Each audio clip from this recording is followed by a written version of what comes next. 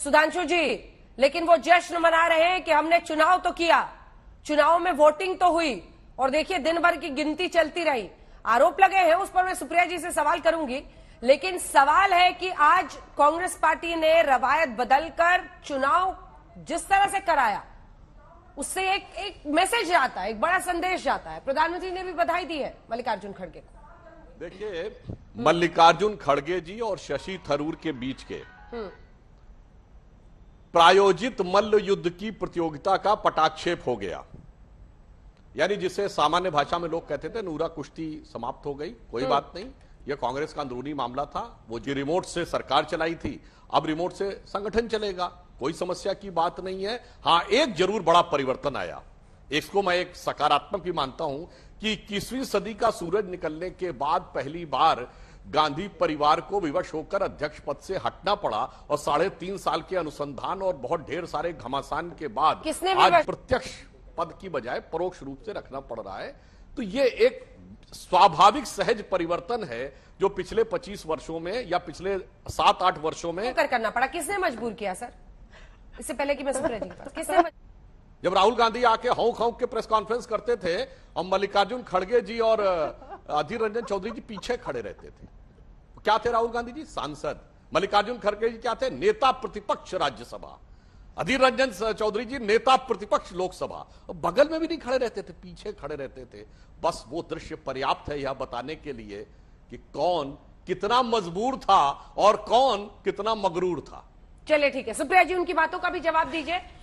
Fix मल्ल युद्ध कह रहे हैं वो इसे, और फिर उन शिकायतों का क्या जो सोज साहब की तरफ से लिखा गया है कि यूपी में, पंजाब में गड़बड़ियां हुई हैं अध्यक्ष पद के चुनाव को लेकर। यहां पर भी ईवीएम का मामला आ गया क्या? हालांकि पर्चे से वोटिंग हुई थी।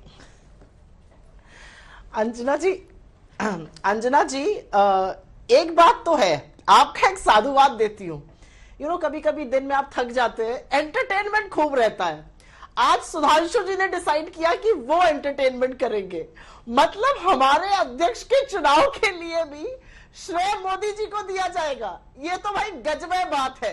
कांग्रेस के अध्यक्ष का चुनाव हुआ जो भारतीय जनता पार्टी ने कभी नहीं किया अपनी पार्टी में, उसका श्रेय भी ये मोदी जी को देंगे। मतलब मुझे हंसी आए या इन लोगों की सोच पर तरस आए, वो अपने आप में एक बात है। लेकिन में जो लोकतंत्र की परंपरा है, और जब हम लोकतंत्र की मजबूती की बात करते हैं अंजना जी, तो हम सिर्फ बाहर के लोकतंत्र की नहीं, अपनी पार्टी के लोकतंत्र की भी बात करते हैं। हम सब लोगों ने कि मिल में मजदूरी कर रहे एक व्यक्ति का लड़का आज भारतीय राष्ट्रीय कांग्रेस का अध्यक्ष बना, एक शोषित वंचित समाज का व्यक्ति अध्यक्ष बना, इसका मुझे बहुत फक्र है, बहुत गर्व है। लेकिन मैं तो भारतीय जनता पार्टी से यह पूछना चाहती हूं, और क्योंकि थोड़ा आज अच्छा माहौल है, थोड़ा अच्छे सवाल पूछ लूं। आज मैं मैसूर पाक और काजू कतली खाकर आई, यहां पर खड़गे साहब के हम लोग गए थे मिलने के लिए। अरे कभी तो सुधांशु जी भी वो मीठा खाएं जब इनके आज कोई चुनाव जीते। कभी तो उंगली पर ये वोट का, अपने मताधिकार के उपयोग का निशान सुधांशु जी के भी हाथ पर हो। कौन सी इकाई वोट दे देती है, कैसे चुनाव हो जाता है, किसी को पता ही नहीं चलता है, और आकर हम पर पत्ते कसेंगे। आपने एक शब्द का प्रयोग किया था अपने इंट्रो में, कांग्रेस ने रवायत बदली।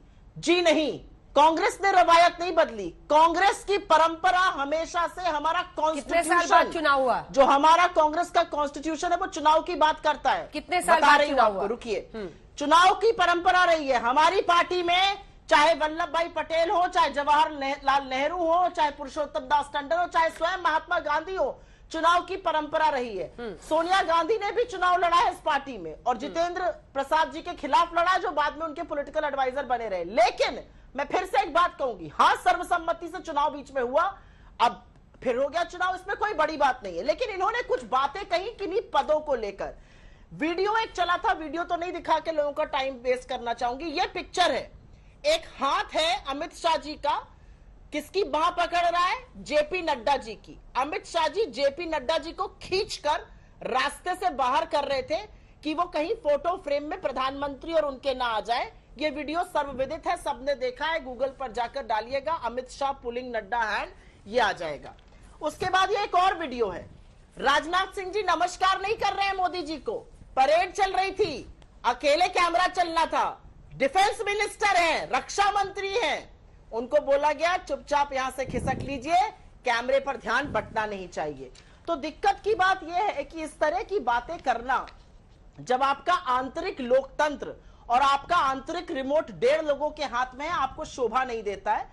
हमें आपके फप्तियां कसने से कोई फर्क नहीं पड़ता है। मुझे ऐसा लगता है कि हमने, और गर्व से सीना ठोककर, ताल ठोककर कहती हूं, चुनाव कराया है। जिस दिन अपनी पार्टी में लोकतांत्रिक तरीके से चुनाव करा लीजिएगा, उस दिन बात करिएगा। गाए बगाए क्या 21वीं सदी और क्या 19वीं सदी, सबको पता है। आपके यहाँ 1.5 लोग आपकी पार्टी और सरकार चला रहे हैं, और उसी का नतीजा है कि हम वहां हैं जहां पर है। 100 साहब पर आपने जवाब नहीं दिया। कांग्रेस का छोटा मोटा ईवीएम कांड ही हो गया ना आज तो। किस पर? हाँ, सॉरी, मैं दे देती हूं जवाब। आपको पता नहीं, ये पता है कि नहीं, जब चुनाव होता है कांग्रेस अध्यक्ष का, सारे कैंडिडेट्स को इवेंचुअली साइन करके एक्सेप्ट करना पड़ता है और तभी वो वर्डिक्ट रिलीज होता है। उन लोगों ने कुछ आरोप लगाए थे, उसके बारे में जरूर चर्चा होगी, और वो आरोप यूपी के बारे में लगाए गए थे और पंजाब। मैं 2 बातें कहती हूं क्योंकि मैं खुद उत्तर प्रदेश से आती हूं, मेरा वोट उत्तर प्रदेश में, मैंने दिया दिल्ली में। एआईसीसी ऑफिशियल्स ऐसा कर सकते थे। 1200 से ज्यादा डेलीगेट हैं, 1072 वोट शशि थरूर जी को मिले, और शशि थरूर जी मेरे परम मित्रों में से एक हैं, यह भी मैं आपको बता दूं।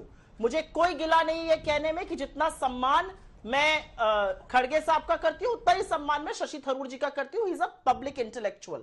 1072 वोट मिले थे। अगर ये 1200 के 1200 वोट भी मिल गए होते, तब भी जीत खड़गे जी की थी। लेकिन क्योंकि हम लोकतंत्र को बहाल रखते हैं, हमने बोला है कि इस पर जरूर जांच होगी, आखिर मसला क्या था। और अंत में शशि थरूर जी ने खुद एज अ कैंडिडेट ट्वीट करके बोला है कि उनको कोई दिक्कत नहीं, उन्होंने साइन किया है वो लेटर, जो कि फाइनली सर्टिफिकेट इशू हुआ खड़गे जी को। तो मुझे लगता है कि कंट्रोवर्सी अननेसेसरी क्रिएट करना शायद आज के दिन ठीक नहीं।